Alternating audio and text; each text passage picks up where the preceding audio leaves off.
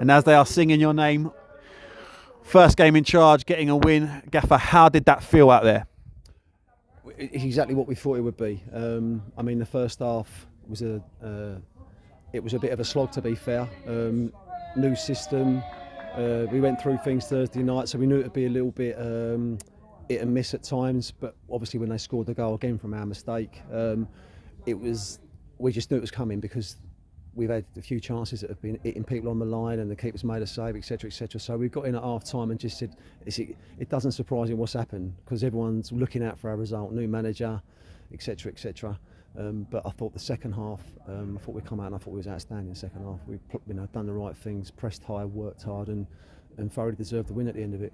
And places like this become banana peels. We've seen that in the league with other teams, but for us it wasn't the case today. But that first half, I don't remember Rusthall really having much. Probably the opening goings and then the goal. What did you say at half time to the boys, and also what character from our lads to really keep going in that second half, because they did start out well in the second half as well? It was important we started well. We just said the obvious things in football, that don't feel sorry for yourselves. You know, there's little bits where we're shutting down and it's ricocheting back and coming to them. Listen, fair play to Rusthall. I think they're a good side. They're very athletic and very good on counter attacks, etc. But this once the second half we come out and we grew into the game. I thought the last 10 minutes of the first half with the shape, because we was going to change it. But we persevered with it, and I think the boys have gone out the second half and got what they deserve, because like I said, I think we was looking mostly up the pitch for the majority of the second half. So it was a credit to how they can spin it around in a difficult, boggy conditions. Credit to Warren Mafula as well. He got the first goal under your tenure. He hasn't really had much minutes prior to this. What was the thinking today between putting him in? Was it just to give him a lease of life, or was it due to injury? A bit of both, really. I mean, Woz ain't got to prove nothing to no one. Like I said, prior to me, I don't know what's gone on prior to me being here, but if you've got Warren Mafula and Stephen Payne up top, they're two names that should put fear of God into most of centre-halves in this league. He's just got a little, I think it was a little knock. I didn't really see what it was, but he's come off with a knock at the end. Hopefully he's all right Tuesday, because he needs to get some minutes under his belt. I don't know when his first full 90 was, but he'll be starting Tuesday if he's fit, and hopefully Woz is only going to get better and he'll score goals. And again, he scored again today. We now move on to Corinthians, which is no training session in between. What's your thoughts behind it? Are you going to give it a shuffle because it's a cup game, or is it try to keep the momentum going? Yeah, we want to win every game, but at the same time we've had a few little knocks and niggles today, so I'll speak to a few of the lads before Tuesday, but yeah, we'll take a couple out. But again, if you take a couple out here, it ain't weakening the side. But I want to give players a fair chance and a fair crack, and I want everyone looking over their shoulder to keep their shirt. But as you can see, the squad's got a little bit smaller, so I'll speak to Gary or whatever, and we're bringing it at the right time. But at the moment, we've got players we can shuffle about that play in different areas.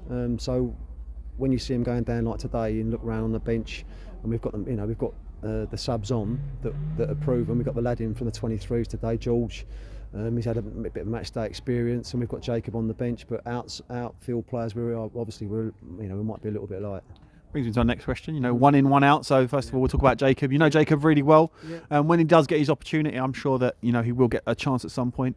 But did you think that pushes Briggsy to be better, or is that for the competition? No, listen, you can't have one goalie. I mean, if Briggsy gets done, then I know there's obviously goalies further down, but you're at a club that want to win the league. And no disrespect to the lads that are here below Briggsy, that we need to get a proper competition for places as well, rather than throw them in and put that pressure on these youngsters. So Jacob, obviously he's got nothing to prove. I've known him and signed him for Ashford, so we knew he may be available, and I can thank Ashford for letting him come to us on loan to the end of the season. But yeah, it's up to Briggsy now to sort of be looking over his shoulder a little bit, but we need to bring some cover in now. Ashley Miller left. Obviously, the ins and outs of it is obviously there was an approach, and it was sort of before your tenure. Yeah. But did you get a chance to speak to him before you left? And if so, I hope he left on good terms. But that's down to you. I've had Ash before. I had him at Tunbridge, but there's no animosity. He phoned me because the 7 days were up, I think, on the Thursday. So he phoned me and just said that he'd agreed to and whatever. And yeah, I just wished him well. Hope they done all right. I don't know how they got on today. They done all right, and it's the right move. But yeah, it's football. I said to Ash, if it doesn't work out, you know where we are. I don't burn bridges with anyone. So, but yeah, I didn't really. I knew 7 days had come in, obviously, when Gary offered me the job on the Tuesday. But yeah, it's one of them things. I can't do nothing about it. Last question. I know that it's a very concealed thing as well. You just said it's all the right time for it, but with the squad being as it is, what are you looking at for players, and how do you go about it in yourself? Just answer my phone. It's simple. Just go through my phone, answer my phone. There's players that would come here. They might not come when they realise what they're going to get offered.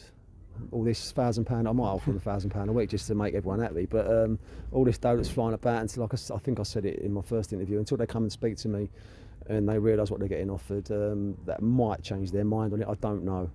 But I think we need a bit more cover up front now, obviously. But you've got Nathan that I knew could go up there and do what he did, because I've seen him do it to other teams. But we definitely need another goalie because we only have one. The rest of it is providing everyone stays fit. It's okay, but football's not like that. There's going to be a few knocks and niggles, so we may have to be a bit of strength in depth. But at the moment, there's no panic stations. Well, first game in charge, always good to get the win.